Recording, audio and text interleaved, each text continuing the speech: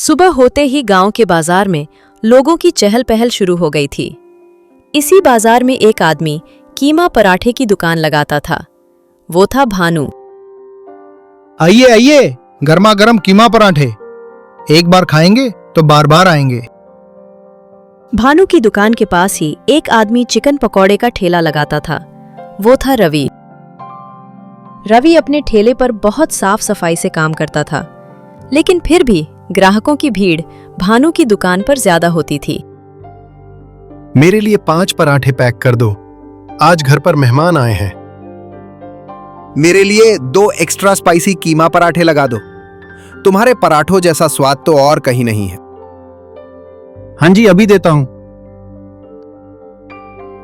रवि अपने ठेले से ये सब कुछ देखकर दुखी तो होता, लेकिन फिर भी वह मन लगाकर काम करता रहता। लेकिन उधर भानु के मन में तो और ही खेला चल रहा था। शाम को दुकान बंद करने के बाद उसने चुपके से एक छोटा सा डिब्बा निकाला। अरे यही तो है असली जादू, बस थोड़ा सा पाउडर डालते ही स्वाद दुगना हो जाता है। तभी वहां भानु की पत्नी सीमा आ जाती है। ऐसा कौन सा मसाला है इस डिबिया में? स्वाद बढ़ाने के लिए तुम रोज इसे पराठों में मिलाते हो। अरे तुम चिंता क्यों करती हो सीमा, ये सिर्फ स्वाद बढ़ाने के लिए है। इसे डालता हूं तभी तो ग्राहक हमारी दुकान पर बार बार आते हैं। ऐसे ही सीमा के पूछने पर भानु हर बार उसकी बात को टाल देता था। अगले दिन भी सुबह से शाम तक भानु की कीमा पराठे की दुकान पर ग्राहकों की भीड़ लगी रही।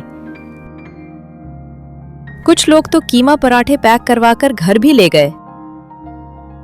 लेकिन अगली सुबह दुकान खुलते ही एक औरत गुस्से में भानु के पास आई और बोली, अरे भानु, क्या डाला था तुमने पराठों में? मेरा बेटा कल रात से उल्टियां कर रहा है। लेकिन ऐसा कैसे हो सकता है? आपको जरूर कोई गलतफहमी हुई है। तभी कुछ और लोग भी दुकान पर आ गए। हाँ, कुछ तो गड़बड़ जरूर है तुम्हारे पराठों में। मेरी पत्नी भी तुम्हारे पराठे खाने के बाद बीमार हो गई है। अब से हम यहां नहीं आएंगे। रवि के ठेले से चिकन पकौड़े ही खाएंगे। हाँ बिल्कुल, हम रवि के ठेले पर ही जाएंगे। भानु को भी ये पता था कि कल उसने पाउडर जरूरत से ज्यादा डाल दिया था, इसलिए वो कुछ नहीं बोला। ग्राहकों की भीड़ सीधे रवि के चिकन पकौड़े के ठेले की तरफ आ गई। ये देखकर रवि भी हैरान हो गया। रवि भाई, मेरे लिए 1 प्लेट चिकन पकौड़े लगा दो।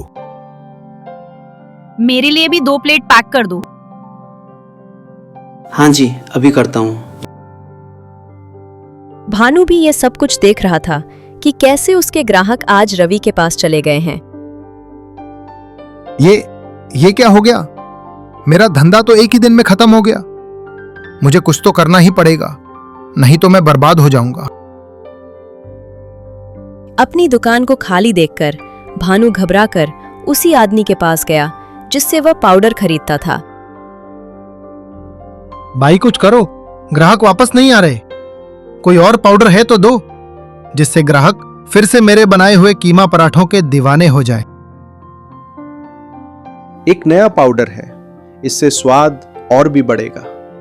लेकिन ध्यान रखना, अगर ज्यादा डाल दिया तो आदमी मर भी सकता है। बस चुटकी भर ही डालना। पहले तो भानु थोड़ा हिचकिचाया, लेकिन लालच उस पर हावी हो गया। उसने वो नया पाउडर खरीद लिया और घर लौट आया। सीमा, ये नया पाउडर संभाल कर रखना, कल सुबह दुकान पर लेकर जाऊंगा। इससे पराठों का स्वाद आसमान छू लेगा।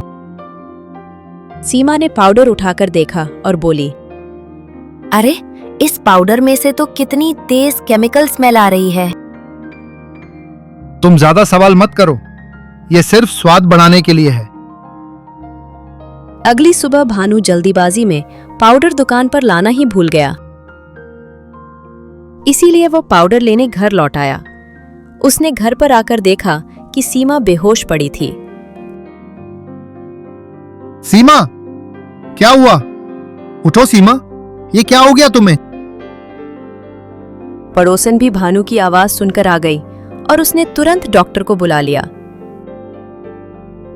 डॉक्टर ने आकर सीमा को देखा और भानु से पूछा, तुम्हारी पत्नी ने आज खाने में क्या खाया था? तभी सीमा थोड़ी होश में आई और कमजोर आवाज में बोली, मैंने गलती से वही पाउडर दूध में मिलाकर खा लिया। मुझे लगा कि स्वाद बढ़ जाएगा। पाउडर? कौन सा पाउडर? तुरंत दिखाओ। डॉक्टर साहब, वो स्वाद बढ़ाने वाला थोड़ा खास पाउडर है। भानु ने डॉक्टर साहब के कहने पर उन्हें वो पाउडर दिखा दिया। ये खाने की चीज है ही नहीं, ये तो बेहद जहरीला केमिकल है। तुम लोगों को मौत के मुंह में डाल रहे थे। डॉक्टर साहब, मैं लालच में अंधा हो गया था। मैंने गलती की है। मैं गांव वालों से माफी मांगूंगा। पुलिस के सामने भी सब कबूल करूंगा। डॉक्टर साहब ने पुलिस को बुला लिया। कुछ ही देर में इंस्पेक्टर साहब भी आ गए।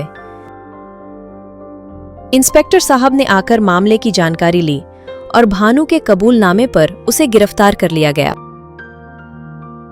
गांव वालों को भी भानु की करतूतों का पता चल गया।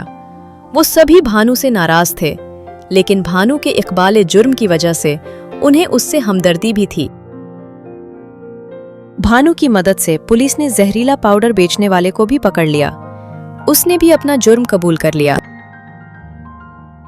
कुछ सालों बाद भानु अपनी सजा काटकर गांव लौटा। उसने गांव वालों से माफी मांगी। मुझे माफ कर दीजिए। मैंने लालच में आकर गलत सौदा किया।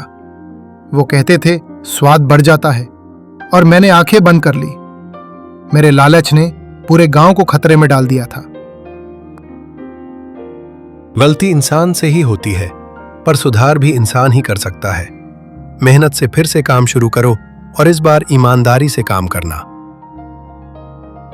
अगले दिन से भानु ने अपनी कीमा पराठे की दुकान फिर से खोल ली और पूरी मेहनत से काम करने लगा। उधर जब भानु जेल में था तो रवि का चिकन पकौड़े का ठेला भी खूब चलने लगा था। लेकिन सच बात तो ये थी कि भानु के लौट आने के बाद भी ग्राहकों ने रवि के ठेले पर आना छोड़ा नहीं था, और इसकी वजह थी रवि की मेहनत और ईमानदारी। अब हर रोज भानु और रवि दोनों के पास ही ग्राहकों की भीड़ लगी रहती थी। भानु ने भी अब मेहनत और ईमानदारी का रास्ता अपना लिया था, और इस तरह एक लालची कीमा पराठा वाले की लालच ने उसे सबक सिखा दिया। कमाई से बड़ी चीज इंसान की ईमानदारी और दूसरों की सेहत होती है।